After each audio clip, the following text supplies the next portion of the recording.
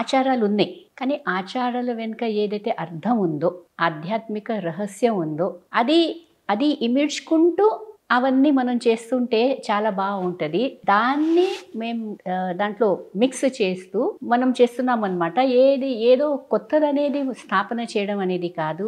ఏదైతే పాతదుండేనో సనాతన అంటే ప్రాచీన కానీ నూతన. దాన్ని నూతన అనొచ్చు, ప్రాచీన అనొచ్చు అనమాట. సో ఆ ప్రాచీన ఏదైతే ఉండేనో ఆ సనాతనమే మళ్ళీ మనము we have to bring it back. So దాని గురించే ప్రయత్నం కానీ న్యూ అనేది ఏమి లేనే లేదు. ఎందుకంటే మనం కాలచక్రం అంటున్నప్పుడు మీరు ఫాలో అవుతుంది ఖచ్చితంగా సత్యయుగంలో ఉన్నటువంటి సిచ్యువేషన్ స్థాపన మళ్ళీ జరగాలి కలి తర్వాత అనేది.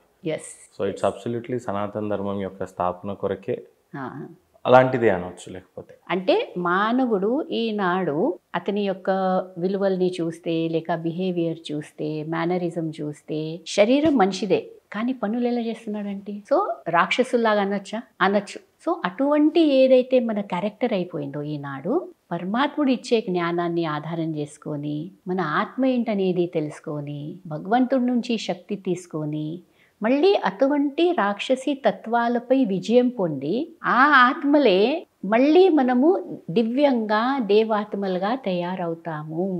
అదే ఆది సనాతన దేవీ దేవతల ధర్మము. దాని యొక్క పునర్స్థాపన బ్రహ్మకుమారీస్ ఈశ్వరీయ విశ్వవిద్యాలయం వారి లక్ష్యం అన్నమాట. ఈశ్వర అంటే శివుడి పేరే.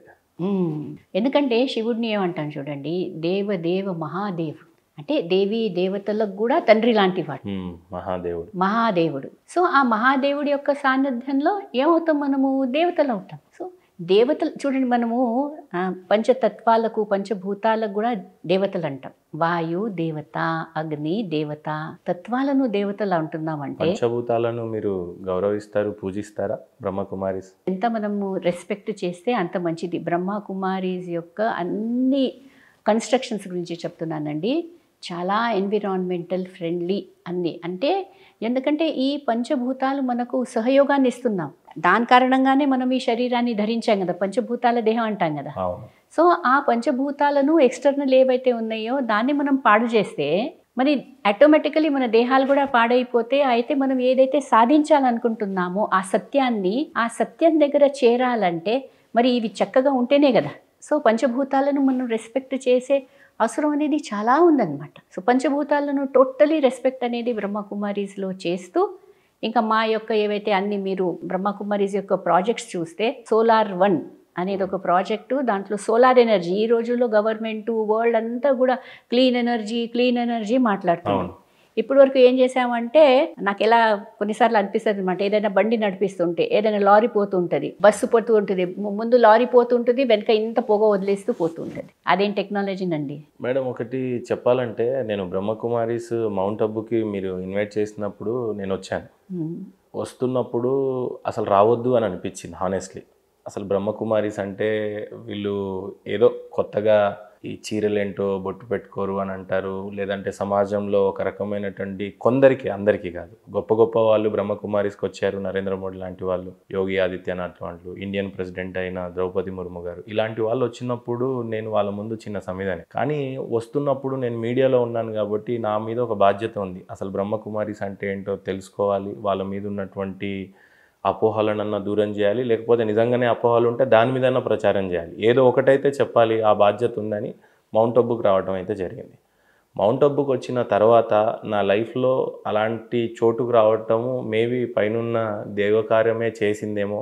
నన్ను చాలా బాగా అర్థం చేసుకొని అక్కడ బ్రహ్మకుమారికి సంబంధించిన సంస్థలన్నీ అర్థం చేసుకున్నాక, ఎక్స్పెషల్లీ మీ ఆడిటోరియంలో ఇక్కడ మనం అంత క్లారిటీగా చెప్పలేం వ్యూవర్స్కి కానీ, బట్ మౌంట్ అబ్బులో సత్యయుగం నుంచి త్రేత, ద్వాపర, కలియుగ, మళ్ళీ సత్యయుగ స్థాపన ఏ రకంగా జరగాలి అని అన్నప్పుడు అసలు వీళ్ళేంటి, వీళ్ళ పద్ధతులు ఏంటి అని అనుకున్నా నేనే. అక్కడికి వచ్చిన తర్వాత అర్థమైందంటే వీళ్ళు కదా సరైన ధర్మాన్ని స్థాపన చేస్తున్నారు. ఆ సత్యయుగాన్నైనా లేదా ఇప్పుడున్న సనాతన ధర్మాన్ని అర్థం చేసుకోవాలంటే కంపల్సరీ అది మౌంట్ అబ్బుకి వస్తేనే కానీ వీళ్ళకి అర్థం కాదు అని నాకు అనిపించింది. అండ్ ఒక క్వశ్చన్ మిమ్మల్ని అడగాలనిపించింది మేడం నాకేంటంటే, ఏ మత గురువు అయినా, సపోజ్ బ్రహ్మకుమారిని స్థాపించేసినటువంటి గురుగారు ఆయన కాలం చేసిన తర్వాత ఇంకా బ్రహ్మకుమారిస్ పని అయిపోయిందేమో, అసలు ఒక హెడ్ అనే అతనే లేడు, ఇంకా ఈ సమస్త పని అయిపోయింది అని అనుకున్నప్పుడు, అప్పటికి ఆయన ఉన్నప్పుడే ఇంకా అంత జరగలేదు. ఆయన పోయిన తర్వాతే మీరు 100+ కంట్రీలలో, మోర్ దెన్ 100 కంట్రీస్లలో ఈరోజు బ్రహ్మకుమారి అనేది అంత స్థాపన జరిగింది. బేసిక్గా లీడర్ లేని తర్వాత ఆ కింగ్డమ్ అనేది అయిపోతుంది. రాజు లేని తర్వాత రాజ్యం ఇంకా అంత బాగా నడవదు అని అంటారు. మరి అదేంటో మీరేమో జస్ట్ ఆయన శరీరాన్ని వదిలాడు, ఆత్మ మాత్రం ఇంకా అలానే ఉందని నమ్మారు. అది నిజమే కావచ్చేమో, ఆయనే ఇవన్నీ చేయించుకుంటున్నాడేమో అని. సంస్థలో మీ అడ్మినిస్ట్రేషన్ అది పొద్దున్న లేచి నుంచి సాయంత్రం దానికి ఎంత డిసిప్లిన్, కామ్, క్లీన్గా జరిగిపోతూ ఉంటుంది. ఈరోజు బ్రహ్మకుమారీస్ ఇంత సక్సెస్ అవ్వడానికి గల కారణము బాబాగారు లేకపోయినా కూడా ఈరోజు మీరు 100+ కంట్రీస్కి లీడ్ అవ్వడానికి కారణం, ఇంత సక్సెస్ఫుల్ అవ్వడానికి గల కారణం, బ్రహ్మకుమారీస్ని తెలుసుకోవడానికి అనేక మందిలో జాయిన్ అవ్వటం, వాళ్ళ టెస్టిమోనియల్స్ వింటున్న తర్వాత అందరికీ ఆశ్చర్యం వేస్తుంది. ఐఏఎస్లు, ఐపీఎస్లు, లీడర్స్, సెలబ్రిటీస్ వాళ్ళు ఒకసారి చూసిన తర్వాత అవును ఇదే రియల్ లైఫ్ కదా అని వాళ్ళు రియలైజ్ అవ్వటం. సో బ్రహ్మకుమారీస్ ఇంత సక్సెస్ అవ్వడానికి గల కారణం ఏంటి? రెండవది, బ్రహ్మకుమారీస్ యొక్క అంతిమ లక్ష్యం ఏంటి అని అంటే మీరేం చెప్తారు? చాలా థ్యాంక్స్ అండి. ఇంత మీరు ఆర్గనైజేషన్ గురించి అంటే నిజంగానే ఏదైతే నడుస్తుందో అది చాలా చక్కగా చెప్పారు. సో మెయిన్గా బ్రహ్మకుమారీస్ యొక్క లేక ఎవరైనా సక్సెస్ఫుల్ అవ్వాలంటే ఒకటి కావాలి, యూనిటీ. కానీ నేను హిందీలో 2 పదాలు ఉన్నాయన్నమాట. హిందీలో యూనిటీని ఏకత అంటాం. ఏకతాలో ఒక పదం ఉంది ఏక్. అయితే ఎప్పుడైతే ఆ ఏక్ అంటే దట్ వన్ గాడ్, ఆ పరమాత్ముడితో ఎప్పుడైతే మనం అతన్ని తెలుసుకొని అందరము అతనితో కనెక్ట్ అవుతాం చూడండి, దాని ద్వారా పుట్టిన ఏకత, దాని ద్వారా వచ్చే ఏకాగ్రత. అయితే ఆ ఐక్యత కారణంగా ఏమవుతుందంటే ఆటోమేటికలీ ఎక్కడైతే యూనిటీ ఉంటుందో అక్కడైతే సక్సెస్ ఇంకా డౌటే ఉండదు. చాలా బాగా చెప్పారు. సో దాని కారణంగా సక్సెస్ అనేది ఉంది. ఏమవుతాయంటేనండి, all energies are in one direction. కొన్నిసార్లు ఏమవుతుందంటే అందరికీ లక్ష్యం మంచిగా ఉంటుంది, కానీ కొన్నిసార్లు అహంకారం వల్ల లేక లెటస్ సే బ్యూటీ, ఒక విధంగా చెప్పాలంటే ఐడెంటిటీ క్రైసిస్ వలన మనం ఏం చేస్తామంటే ఒక ఇద్దరిని పుల్ చేస్తూ ఉంటాం. You are great, he is great, she is great, each one ఇండివిజువల్గా చాలా బాగున్నాం, బ్యూటిఫుల్ పీపుల్. కానీ వెన్ వీ కమ్ టుగెదర్ అప్పుడు అందరము కలిసి చేయడంలో చాలా ఇబ్బంది పడతాం. ఎందుకంటే అందరము everybody is head, everybody is thinking I'm head. So ఏమవుతుంది, నువ్వు హెడ్ నేను హెడ్, 2 హెడ్ కలిస్తే బ్రేక్ అవుతాయి. అయితే బ్రహ్మకుమారీస్ యొక్క హెడ్ ఒకనాడు ప్రకాష్ మణి దాది గారికి అడిగారనమాట, మీరు ఇంత సంస్థ నడిపిస్తున్నారు, మీకు హెడేక్ రాదా అని. దాది గారు ఏమన్నారంటే, నేను నన్ను హెడ్డే అనుకోను కదా, నాకు హెడేక్ ఎందుకు వస్తుంది, అంత జరిపించేది అతను, అంత చేయించేది ఆ ఈశ్వరుడే, పరమేశ్వరుడే, మనం నిమిత్త మాత్రలము. సో ఎప్పుడైతే ఆ నిమిత్త భావం వస్తుంది చూడండి, దాంట్లో ఆ నిరహంకారంగా అయినప్పుడు నీకు అందరు హెల్ప్ చేస్తారు. అహంకారం ఉన్న చోట చేసుకొని నాకేం చేసేది ఉంది. సో మనలో అన్ని ఎనర్జీస్ ఉండి, స్కిల్స్ ఉండి, మంచి క్వాలిటీస్ ఉండి కూడా మనం అందరం we are not able to come together. అందుకోసమే సక్సెస్ ఏదైతే ఉందో అది లభిస్తలేదన్నమాట. ఇక్కడ అందరు ప్రాక్టీస్ చేసేది రాజయోగమే. రాజయోగం యొక్క లక్ష్యము స్వరాజ్య అధికారి అవ్వాలి, నా ఇంద్రియాలకు నేను రాజ్య అధికారి అవ్వాలి. మరి బయట రాజ్యం చేసేది ఉందా? కాదు, బయట సేవాధారి, లోపల రాజ్యాధికారి. సో ఆ నమ్రత భావం ఏదైతే ఉందో, నమ్రత ఉన్న చోట అందరం కలుసుకుంటాం. సో అందుకోసము less time, less waste of energy, less waste of resources. దాని కారణంగా ఈ సంస్థ చాలా ప్రాస్పరస్ కనబడుతుంది అనమాట. సో రీజన్ ఏంటంటే వీ డోంట్ వేస్ట్. ఇంకోటి విన్నాను, ఈ సంస్థలో అందరూ ఇవ్వడమే నేర్చుకుంటారు కానీ ఏదో పొందుకోవాలి అనే హడావిడిలో ఉండరు అనేది చూశాను నేను. దాని గురించి కొద్దిగా క్లుప్తంగా. అది కూడా చాలా మంచి విషయం మీరు చెప్పారు ఇప్పుడే.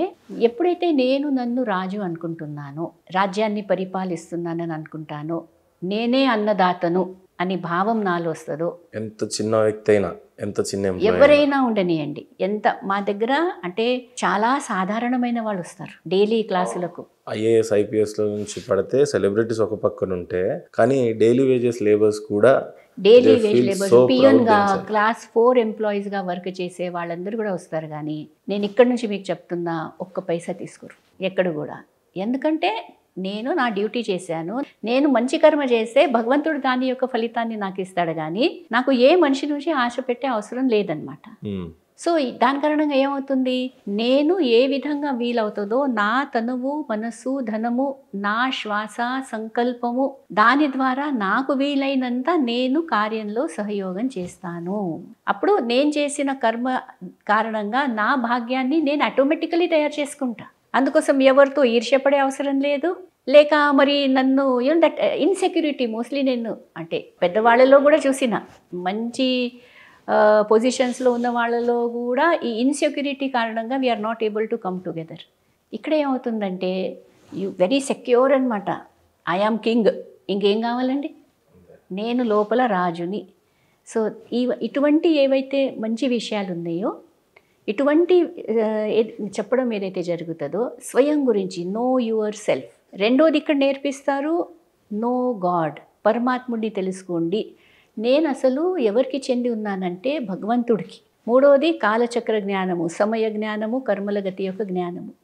ఈ 3 విషయాల యొక్క జ్ఞానం కారణంగా ఇక్కడ 4 సబ్జెక్టులు, జ్ఞానము, దాని తర్వాత రాజయోగము, దాంతో కారణంగా ఆ యోగం చేసిన కారణంగా దివ్య గుణాల ధారణ, ఈ బేసుతో సేవా కార్యక్రమాలు నడుస్తాయి. సో ఇవి ఊరికే నడిచే సేవా కార్యక్రమాలు కావు. ఇక్కడ బ్రహ్మకుమారిస్ గొప్పతనం ఏంటంటే అండి, ఎలాంటి వ్యక్తి అయినా సరే లౌకికమైనవి ఏవైనా సరే, అది కార్ అవ్వచ్చు, బంగ్లా అవ్వచ్చు, డబ్బు అవ్వచ్చు, ఏదైనా కూడా ఇవి నథింగ్ అనే ఒక క్లారిటీ ఇస్తారు బ్రహ్మకుమారిస్లో. ఎందుకంటే లోపల ఎప్పుడైతే ఫుల్నెస్ ఉంటుంది కదా, ఎప్పుడైతే లోపల సంపన్నంగా ఉన్నామో, ఎప్పుడైతే లోపల ఫుల్ ఉన్నామో, బయట ఉంటే ఓకే, లేకుంటే కూడా ఓకే. ఎందుకంటే ఇప్పుడు దానిపైన డిపెండ్ చేస్తలేను కదా నా రెస్పెక్ట్ను, నా యొక్క హోదాను.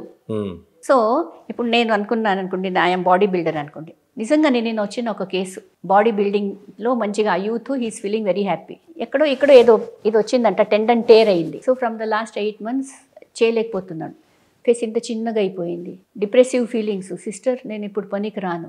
సో ఐ ఎక్స్ప్లెయిన్డ్ హిమ్, నువ్వు నీ ఇమేజ్ని నీ బాడీతో కనెక్ట్ చేసుకున్నావు, నీ విల్ పవర్ పైన నువ్వు అటెన్షన్ పెట్టు. విల్ పవర్తో కూడా ఈ బాడీని ఇంతవరకు తీసుకొచ్చాము, ఆ విల్ పవర్ వేరే డైరెక్షన్లో తీసుకోపోయి again you can feel always better. నా బాడీ బాగాలేదు అందుకోసం ఇంకా నేనేం పని రాననే ఫీలింగ్స్లో ఎందుకు వెళ్తున్నావు, so work on your will power అని చెప్పానమాట. ఓకే, ఆత్మతో మాట్లాడు అనేది కాన్సెప్ట్. అంతర్ముఖి సదా సుఖి. ఎంత అంతర్ముఖం ఉంటాము, ఎంత ఇంద్రియాలను లోపల స్వయాన్ని తెలుసుకోవడము, ఆ పరమేశ్వరుడిని తెలుసుకోవడము, ఈ రెండుటి యొక్క ఏదైతే థింకింగ్ మనం చేస్తామో, మాట్లాడుకుంటామో లోపల, దీన్నే యోగం అంటాం. ఏదో విశేషంగా కూర్చొని కూడా చేయాలి అభ్యాసము, కానీ కర్మయోగం పైన ఎక్కువ మేము అటెన్షన్ అనేది పెడుతూ ఉంటాం అనమాట. సో దాని కారణంగా న్యాచురల్ సంస్కారం అనమాట. ఇవ్వాలే కదా, నేను భగవంతుడి యొక్క సంతానాన్నే కదా, భగవంతుడు నాకు ఏదైతే ఇస్తున్నాడో నాకు ఏం చేసి ఉంది, ఎక్కడైనా దాచిపెట్టుకునేది ఉంది ఏంటి, అంతే. సో ఆటోమేటికలీ ఆ సంస్కారం వచ్చేస్తుంది అనమాట. Yes, I have to give. So when you have lakhs of people who are ready to only give and give, అక్కడ మరి కార్యక్రమాలు సఫలం అవ్వకుండా, సక్సెస్ఫుల్ అవ్వకుండా, పెద్ద పెద్ద బిల్డింగ్స్ ఏవైతే ఉన్నాయో అవి జరగకుండా మరి ఎలా నడుస్తాయి?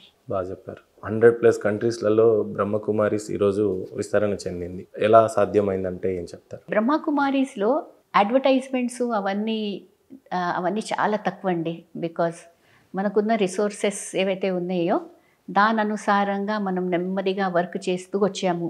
ఇది 1 రోజు 2 రోజుల యొక్క విషయం కాదు. ఐఎమ్ టాకింగ్ ఫ్రమ్ 1936 ఎప్పుడైతే సంస్థ స్థాపన అయిందో. So mostly it is by word of mouth. So దాని కారణంగా ఏమైంది, నాకు మంచిగా అనిపించింది, నేను ఇంకెవరికో చెప్పడము, వాళ్ళు ఇంకెవరికో చెప్పడము. సో దేశాలలో కూడా ఆ విధంగానే జరిగిందనమాట. కానీ స్పెషలీ విదేశాలలో కూడా సేవ చేసింది ఫ్రమ్ ఇండియానే ఎవరైతే వెళ్ళారో, ఎవరైనా గృహస్థులు, బిజినెస్ మ్యాన్, అలాగా వాళ్ళకి మంచిగా అనిపించింది, వాళ్ళ దగ్గర వాళ్ళు సత్సంగం పెట్టడం అనేది జరిగింది, సిస్టర్స్ని వాళ్ళు అక్కడ పిలవడం జరిగింది, ఇన్వైట్ చేయడం జరిగింది. నెమ్మదిగా ఎన్ని సంవత్సరాలలో మళ్ళీ ఇన్ని కంట్రీస్లలో వ్యాపించడం జరిగిందనమాట. అండ్ ఇంకోటి ఏంటంటే we are not colliding with any religious interest with any religion. And దీంతో ఏమవుతుందంటే మా ఎక్స్పీరియన్స్లో వేరే రిలీజన్స్ ఎవరైతే పాటిస్తున్నారో, మేబీ వాళ్ళు ముస్లిమ్స్ ఉండొచ్చు, క్రిస్టియన్స్ ఉండొచ్చు, జ్యూస్ ఉండొచ్చు, లేక గాడ్ని బిలీవ్ చేసే వాళ్ళు కూడా లేరేమో, బుద్ధిజం ఫాలో చేస్తారు, జైనిజం ఫాలో చేస్తారు, ఏథిస్ట్ ఎవరైనా తీసుకోండి, వాళ్ళ యొక్క సోల్తో మోస్ట్లీ కనెక్ట్ అయిపోతున్నారనమాట. కనెక్ట్ అయిపోయి అవును ఇదొక చక్కని మార్గం ఉంది, ఇక్కడ మేము మా యొక్క ఏవైతే ఆచారాలు ఉన్నాయో, మా ఇంటి పద్ధతులు ఏవైతే ఉన్నాయో ఏది వదలాలని అనరు, మీరు మీ యొక్క పద్ధతుల్లోనే నడుస్తూ ఈ జ్ఞానాన్ని దాంట్లో ఎలా మీరు వాడగలరు అనేదే మేము నేర్పిస్తాం. కానీ మాకంటూ ఏదో స్పెషల్గా మీరు చేయాలి, ఇవన్నీ ఇమేజెస్ మీ ఇంట్లో ఉన్న మూర్తులన్నీ తీసేసేయండి, ఇదొకటే శివబాబాని పెట్టండి అనేది అలా మేము అన్నాం కదా. మీ చక్కగా మూర్తి పూజ చేయండి, చక్కగా పూజలు చేయండి, పూజలు చేస్తూ మరి ఆ స్వరూపాన్ని నేను కూడా ధరించాలి అనేది నేర్చుకోండి అనేది చెప్పడంలో పీపుల్ చాలా చాలా వార్మ్ ఫీల్ అవుతారనమాట. ఎస్, ఇది చాలా చక్కగా ఉంది.